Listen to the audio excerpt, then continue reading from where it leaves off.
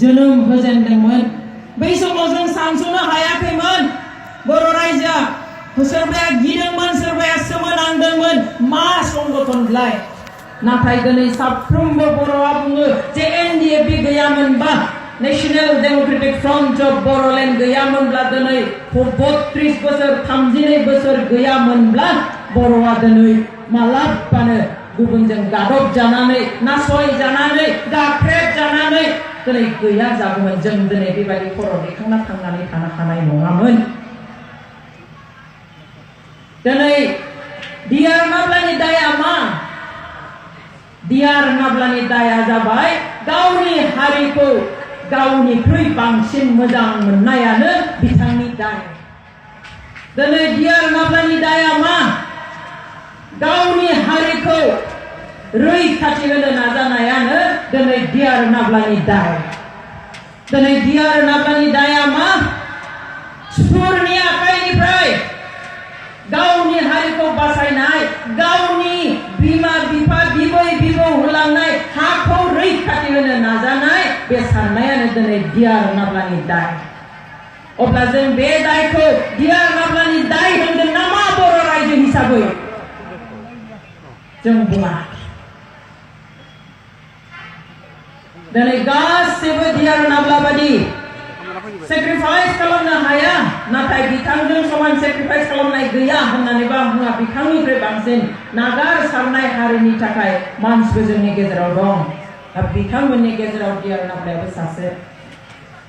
दिनै सोरबाया दाय मावोब्ला मा साजा मोनो जोंहा बेयावबो बुंनांगौ गैया हादर दं संबिजित दं बिसारसालि दं बेयावहाय मा बेबस्थायाव बिसार लानानै सास्ति होयो जोंहा बुंनांगौ गैया नाथाय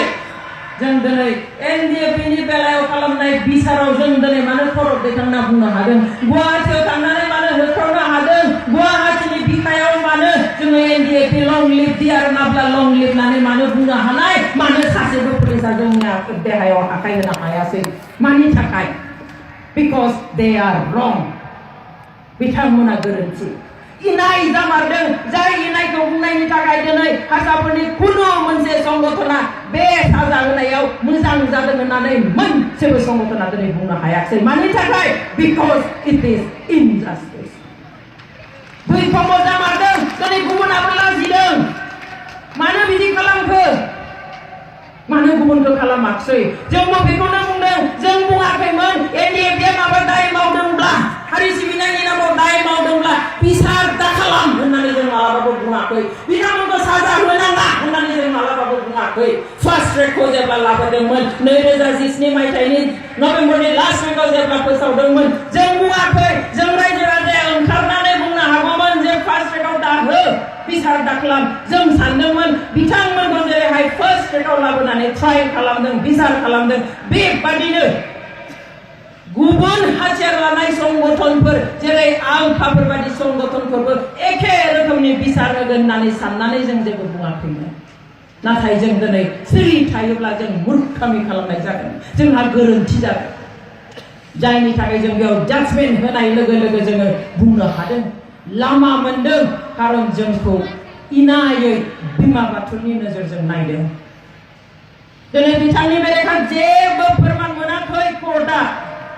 सायाव बिराद गिदिर जाथाय नाथाय कोर्ट मथेसो बिसार जायो आरो बिसार मथेसो जाजमेन्ट जायो बेखौ नायोब्ला आं कोर्टआव फ्रायनो जिरायोमोन थाङोमोन जोबथा जाजमेन्ट होनायावबो आं दं कोर्ट सिङाव आर्गुमेन्ट जानायफ्रावबो आं दं बिथां डिआर नाब्ला एनडिएफबिनि आफादगिरिखौ बे जाथायावहाय लोब्बा दङ होनना फोरमान होनो हायाखै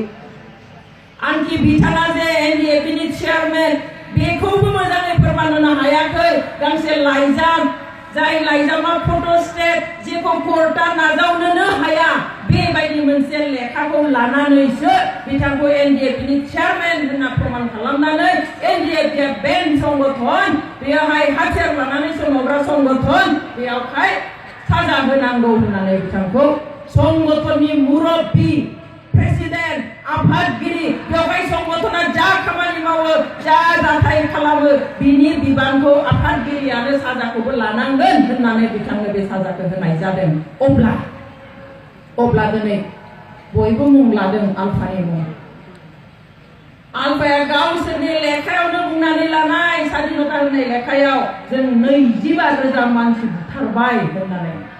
NDAP निख्रुइ 1000 गुना बारा बिथांमोना सोरबा ससियेल वर्कार सन्जय घोष बादिखौ बुथारदों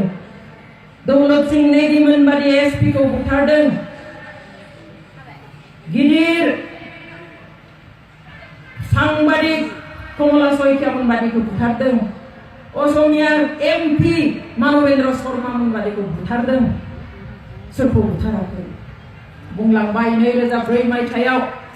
बयनिख्रुइ गिदिरा बिसोर भारत स्वाधीन मोननायनि सानखौ फालिबाय थानायावनो भारत सोरखारखौ चेलेन्ज खालामनानै बेयाव बमा होनानै गथ'फोर बिमाफोरखौ बुथारदों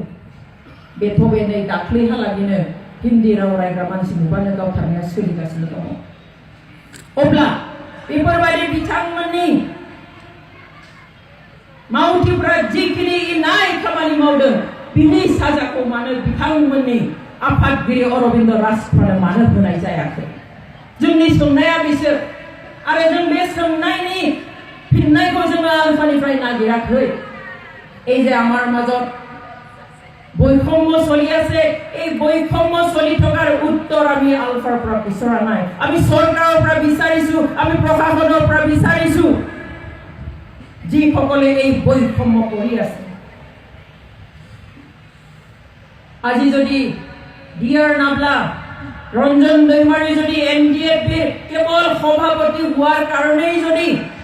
সকলো অন্যায় কাৰ্যকলাপৰ শাস্তি তেওঁ মূৰ পাতি ল'ব লাগে তেনেহ'লে আলফাৰ সভাপতিয়ে আলফাৰ কেডাৰসকলে কৰা বিভিন্ন ঠাইত মানুহ হত্যা কৰা বোমা দিয়া গুলি হোৱা এইবিলাক কাৰ্যকলাপৰ কাৰণে কিয় তেওঁলোকৰ সভাপতিয়ে শাস্তি নাপায় আমি কোৱা নাই NDAPৰ বিচাৰ ৰেহাই দিব লাগে কেছ ৰেহাই দিব লাগে তেওঁলোকৰ বিচাৰ কৰিব নালাগে বুলি আমি কোৱা নাই কৰক বিচাৰ কিন্তু কি কাৰণত কেৱল NDAPৰ কাৰণে ফাৰ্ষ্ট ট্ৰেক কৰা হ'ল সিদিনাখন কৈছে যে বিজেপি চৰকাৰ অহাৰ পিছতে নৰেন্দ্ৰ মোদী ডাঙৰীয়াই সেই ঘোষণা কৰিছে যে কেছবিলাক সোনকালে সোনকালে শেষ হওক সেইকাৰণে ফাৰ্ষ্ট ট্ৰেকত দিব লাগে কিন্তু আন কেছবোৰ একোকেই ফাৰ্ষ্ট ট্ৰেকত নিদি পেলাই কেৱল কিয় NDAPৰ ক্ষেত্ৰত দিলে NDAP 2008 চনৰ ঘটনা সোনকালে শেষ হওক বুলি পেলাই ফাৰ্ষ্ট ট্ৰেক দিলে what about 2004 what about other incidents কিয় কেৱল বড়োসকলৰ ক্ষেত্ৰত এইটো কৰা হ'ল কিয় কেৱল NDAPৰ ক্ষেত্ৰত কৰা হ'ল আমাৰ প্ৰশ্ন সেইটো আৰু এই প্ৰশ্নৰ উত্তৰ আমি আলফাৰ পৰা বিচৰা নাই আমি কোনো পাহৰা নাই 2010 চনৰ 1 এপ্ৰিলত 1 মে তাৰিখে যেতিয়া ৰঞ্জন দৈমাৰীক বাংলাদেশৰ পৰা অনা হৈছিল আপোনালোকে বহুতে হয়তো নাজানিবও পাৰে